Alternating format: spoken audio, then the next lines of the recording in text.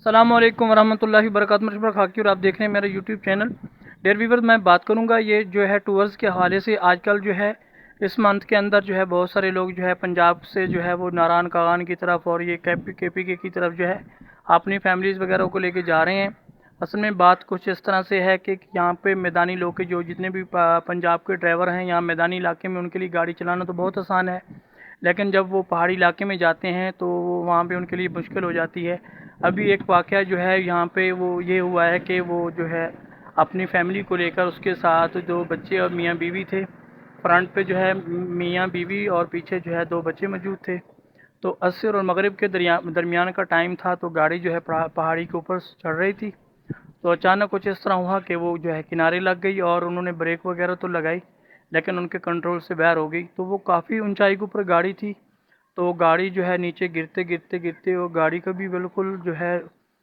چکنا چور ہو گیا، اور بالکل جو ہے اس کے اندر جتنے بھی افراد تھے میاں بیوی تو موقع پہ جو ہے جام بحق ہو گیا، اور ان کے بچے زخمی ہو گئے کافی حد تک، اور جو ہے ان کو جب نکالا گیا تو ان کو ہسپتال منتقل کیا گیا، اور میاں بیوی جو ہے وہ موقع پہ جو ہے ہلاک ہو گئے۔ تو آپ سب ویور سے گزارش ہے کہ آپ لوگ جو ہے اگر جانا بھی ہے کسی جو ہے ایکسپرٹ ڈرائیور کے ساتھ جائیں جو میدانی علاقے کا نہ ہو بلکہ جو ہے پہاڑی علاقے کا ہو، جس کو وہاں پہ گاڑی چلانا ان کے لیے جو ہے آسان ہو۔ اور ویسے بھی باقی جو ہے وہ بس وغیرہ جاتی ہے یا بڑی گاڑیاں جو دوسری جاتی ہیں باقاعدہ ٹورز کے لیے، ان کے ساتھ جانا چاہیے۔